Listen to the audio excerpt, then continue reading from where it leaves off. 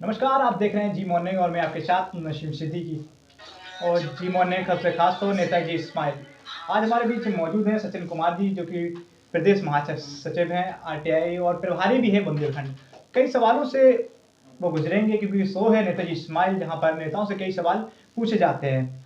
इस समय सबसे ज़्यादा देखा जाए, अगर जो ठंडी पड़ी थी कांग्रेस पार्टी, जो बताते थे लोग कि अब कांग्रेस पार्टी की सरकार नहीं बनाएगी, लगभग हो भी चुका है, कम कई पंचवर्षीय निकल गए हैं। कांग्रेस पार्टी ने उत्तर प्रदेश के अंदर सरकार नहीं बना पाई है प्रदेश में। प्रियंका गांधी के जो नेतृत्व में उन्होंने ऊर्जा लेकर दिखाई है और जो भीड़ आज देखने को मिल रही है, कहीं ना कहीं ये काबिल तारीफ है। और देखने मिल रहा है जो आने वाले 2022 के चुनाव हैं वो जरूर परिवर्तन की ओर होंगे। तो उनसे ही जानते हैं क्या तैयारियां चल रही हैं, साथ में वो बता दें कि 2020 विधानसभा कालपी से प्रबल दावेदार भी हैं। तो नेताजी, पहले तो हमारे चैनल पे आपका बहुत बहुत स्वागत है, साथ में हमारे शो पर। धन्यवाद। कांग्रेस से आप ताल्लुकात रखते हैं और आरटीआई की बात करें तो प्रभारी भी बुंदेलखंड प्रदेश से महासचिव भी है जी। पहले हम जानना चाहेंगे कि जिस तरह कांग्रेस पार्टी ने एक नई ऊर्जा के साथ उभर के सामने आई है, तो क्या परिवर्तन के मूड में है, क्या परिवर्तन हो सकता है आने वाले चुनाव में? देखिए, परिवर्तन तो आप लोग स्वतः ही बता रहे हैं, मुझे बताने की आवश्यकता ही नहीं प्रतीत हो रही है। जनता का रुझान स्पष्ट है, पूर्ण बहुमत से हम सरकार बनाने के पक्ष में हैं। वर्तमान में जितने भी कृत्य भाजपा सरकार में हुए, इससे कहीं न कहीं समाज में एक संदेश पहुंचा है कि इनकी कार्यशैली क्या है, इनकी विचारधारा क्या है।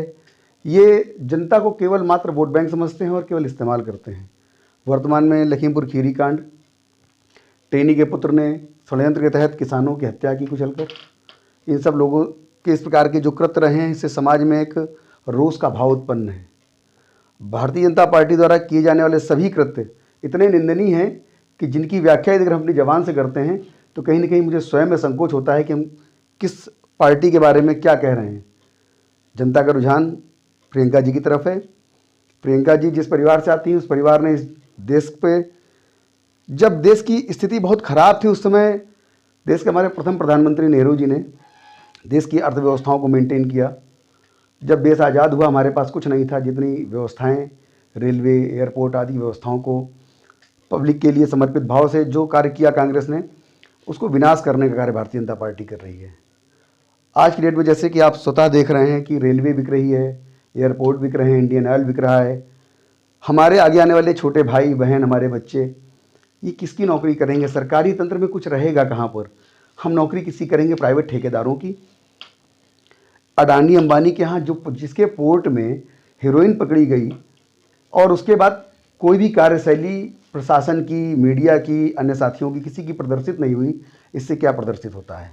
इससे कहीं ना कहीं लगता है कि भारतीय जनता पार्टी जिस प्रकार का माहौल क्रिएट कर रही है, जो चाहती है, ये देश के हित की तो कहीं विचारधारा इस पर है ही नहीं। अगर देश का थोड़ा बहुत भी हित भारतीय जनता पार्टी के किसी भी नेता में होता तो जितने कृत्य इस सरकार में हुए हैं, इसका खंडन या इसके स्वयं के नेता करते।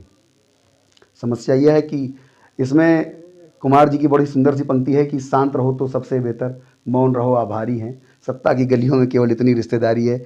जो शांत रहेगा वो भारतीय जनता पार्टी में अच्छा रहेगा, जो बोलता है उसको निष्कासित कर दिया जाता है। वर्तमान में विगत समय पूर्व वरुण गांधी जी ने इसका विरोध किया। आज वरुण गांधी जी की स्थिति सभी लोग देख रहे हैं। भारतीय जनता पार्टी ने उनको किसी पद पर नहीं रखा, केवल मात्र सांसद हैं वो।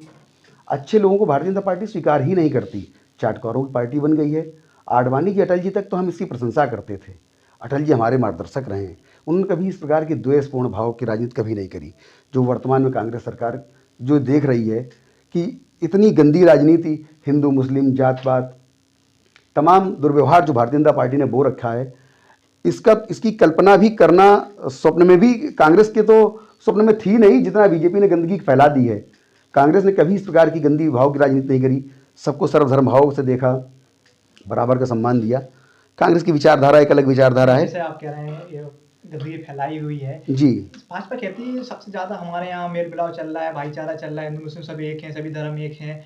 हमने जो अमन चैन की बात करी है उसको पूर्णतः हमने स्वीकार करके दिखाया है, वो आप लोग नकार रहे हैं। नहीं, कहाँ पर? नहीं, हम विरोध नहीं करते हैं, हम तो स्वीकार के भाव में हैं। आप हमको बताइए कि वर्तमान सरकार में मुस्लिम समाज के कितने लोग मंत्री हैं? वर्तमान में भारतीय जनता पार्टी ने कितने मुस्लिम नेताओं को टिकट दिया विधानसभा का? सूची हो आपके पास, मुझे उपलब्ध करा दीजिए। कितने लोगों को मंत्री बनाया मुस्लिम समाज से? सांसद भवन में आप जाकर देखिए मुस्लिम समाज के लोग कितनी कुर्सियों पर विराजमान हैं। क्या हमारे मुस्लिम भाई बहनों में कोई योग्यता नहीं है? ये एक जाति समीकरण सेट करने की, एक माहौल खराब करने की बात करते हैं। ये राम मंदिर का मुद्दा स्वयं कहते हैं कि हमने राम मंदिर बनवाया।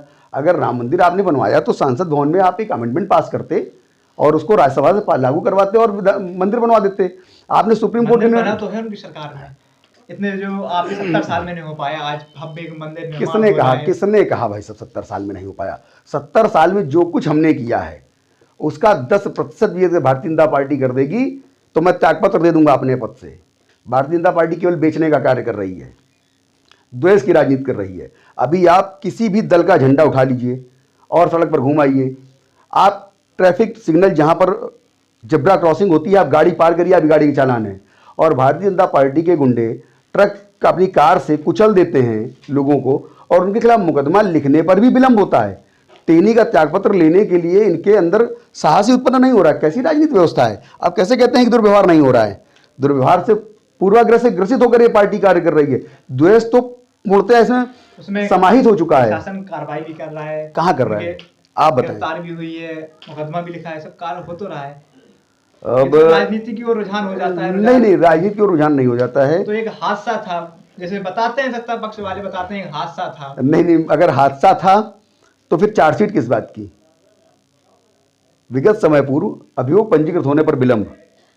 आप स्वतः सोच सकते हैं कि गृह राज्य मंत्री के पुत्र को हिरासत में लेने का साहस किस पुलिस विभाग के किस कर्मचारी में होगा? अभियोग पंजीकृत होने में विलंब हुआ। वीडियो यदि अगर किसी हमारे भाई बहन ने वायरल न किया होता उस कृत्य का तो मुझे लगता है अभियोग पंजीकृत न होता। पूर्वाग्रह से ग्रसित घटना थी।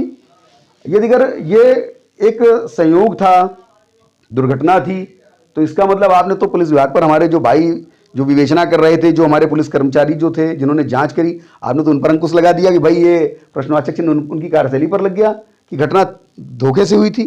अरे ये तो घटना थी, कुत्सित षड्यंत्र था, तभी तो आरोप पत्र न्यायालय में दाखिल हुआ। आरोप पत्र का मतलब है कि आरोप साबित हो जाना। अब बात किसानों से हटके अब रोजगार पे कहते हैं।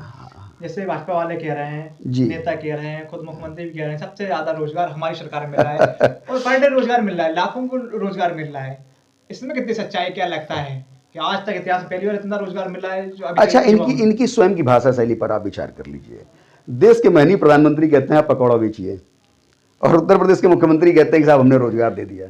आप पकौड़े बेचने को रोजगार बताएंगे क्या? सरसों तेल 200 रुपये कर दोगे, पकौड़ा खरीदेगा कौन?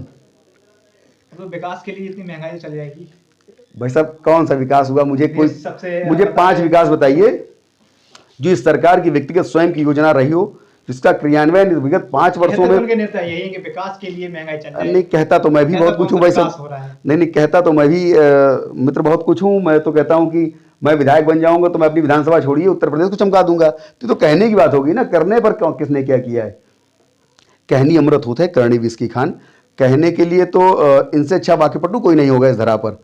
जितना सुंदर झूठ भारतीय जनता पार्टी के लोग बोलते हैं उतना सुंदर तो शायद मुझे नहीं लगता इस ब्रह्मांड में कोई बोलता होगा। तो इनकी भाषा शैली पर मत जाइए। ये प्रचार तंत्र की पार्टी है। इन्होंने रोजगार की होल्डिंगें जाके दिल्ली और नोएडा में लगवा दी।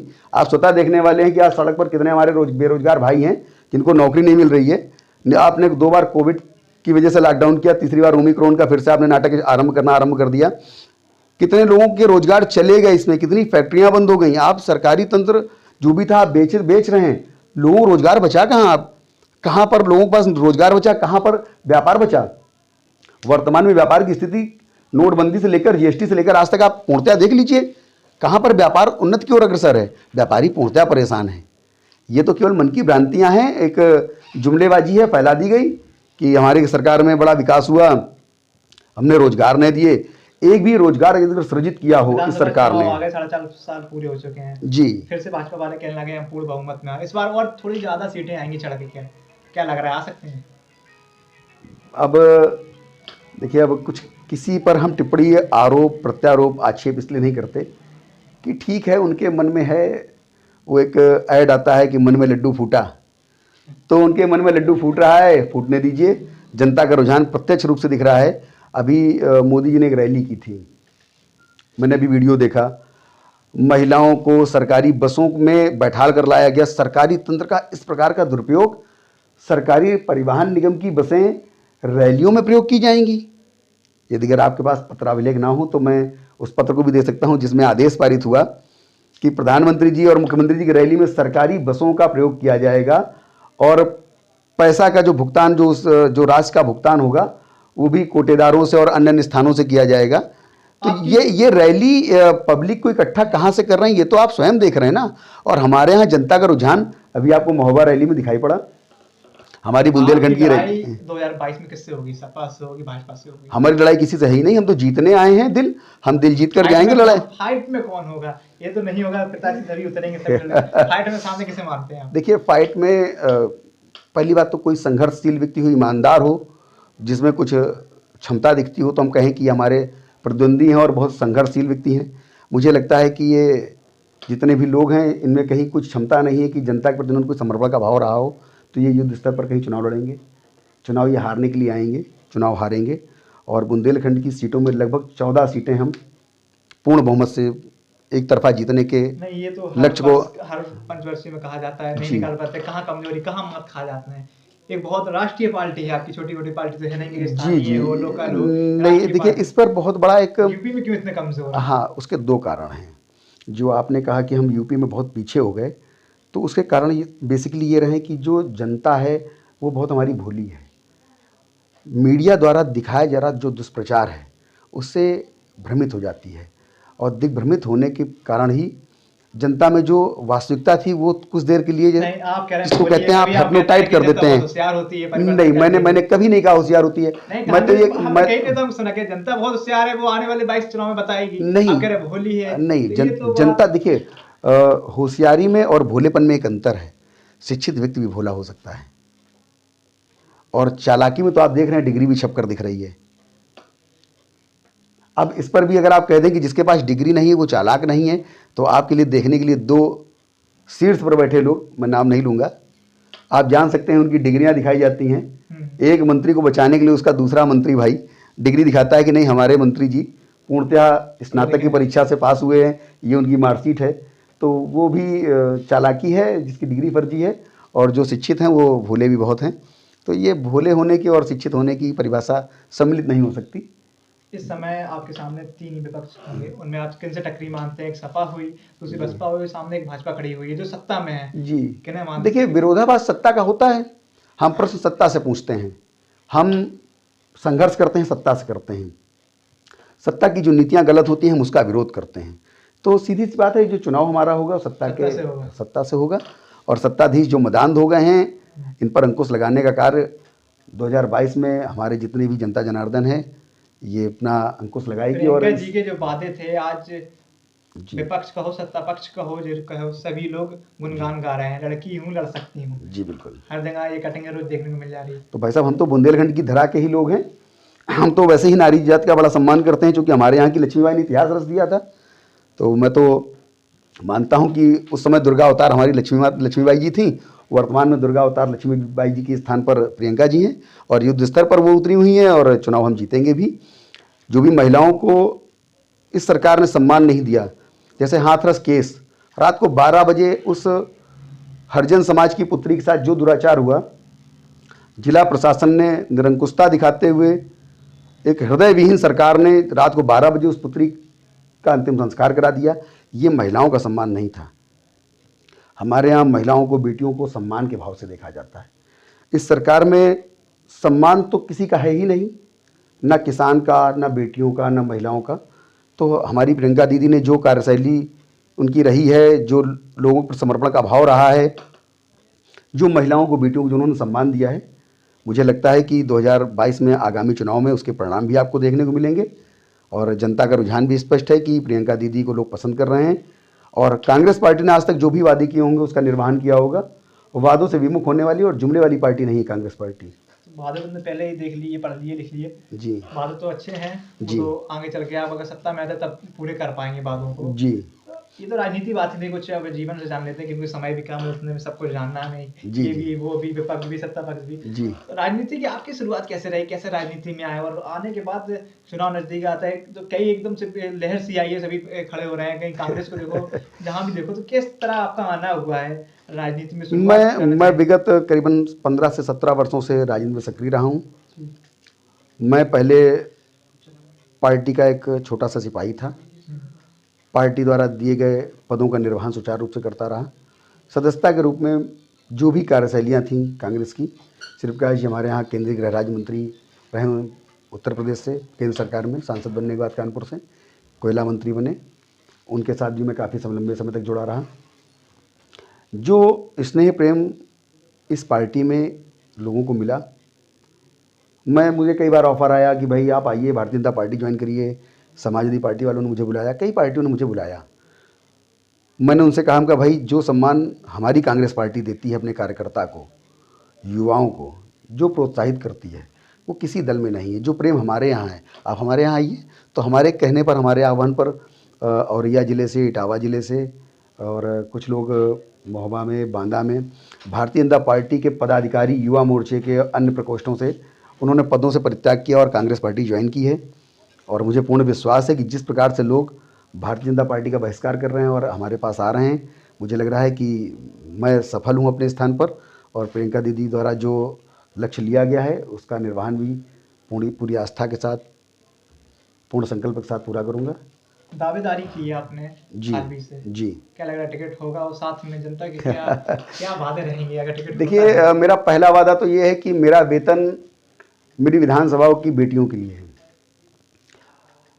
प्रत्येक विधायक को वेतन मिलता है, उस वेतन का मुझे 10 पैसा भी अपने लिए नहीं चाहिए। मैं अपना संपूर्ण वेतन वहाँ की बेटियों के लिए, उनकी शिक्षा में या उनके विवाह कार्यक्रम में जिसको जो आवश्यकता हो मुझसे ले सकता है। मैं संपूर्ण वेतन बेटियों को दे दूंगा। सबसे बड़ा वादा अभी तक के विधायकों का विधानसभा में? जी, मुझे पैसे की कोई महत्वाकांक्षा नहीं है। मैं स्वयं, मेरे पास, मैं राजा दिलीप सिंह स्टेट और सिरध्वज स्टेट का इकलौता विधिक उत्तराधिकारी हूँ। राजनीति मेरे लिए एक शौक की विषय वस्तु थी कभी। आज संकल्प की विषय वस्तु ये है कि राजनीति में चूंकि अच्छे लोग राजनीति में नहीं आ रहे हैं, इसलिए राजनीति प्रासंगिक और गंदी होती जा रही है। अच्छे लोगों के आगमन के बाद ही इसका सुधार होगा। राजनीति राजाओं की नीति थी जो दूसरे को देने की सहजता रखे, सर्वधर्म भाव का भाव रखे, वो लोग राजनीति में होते थे। आज राजनीति का भाव इतना गंदा हो गया, देखने के बाद लगता है कि हम नहीं गए, ये हमारी कमी थी। अच्छे लोग नहीं आ रहे हैं, ये अच्छे लोगों की कमी है। मौन रहने की आवश्यकता थोड़ा ही है। आप सामने आए, जो युवा हैं, जो लोग चाहते हैं कि हम समाज में कुछ परिवर्तन ला सकते हैं, राजनीति जो लोग कहते हैं प्रासंगिक हो गई है, तो आप प्रासंगिक क्यों बनने दे रहे हैं? आप स्वतः आगे आइए। आप युवा हैं, युवाओं ने तो हवाओं का रुख बदल दिया है। यदि अगर युवा साथ आएंगे तो हम रुख बदल देंगे। राजनीति क्या है? जिसका बताएंगे हम उस दिशा को मोड़ने की क्षमता रखते हैं। तो युवाओं का सहयोग रहेगा तो 2022 में विधानसभा 220 में परचम लहराया जाएगा। टिकट मिलना न मिलना, देखिए ये तो पार्टी के शीर्ष नेतृत्व का निर्णय होगा। और जी, मैं उसका निर्वहन करूंगा।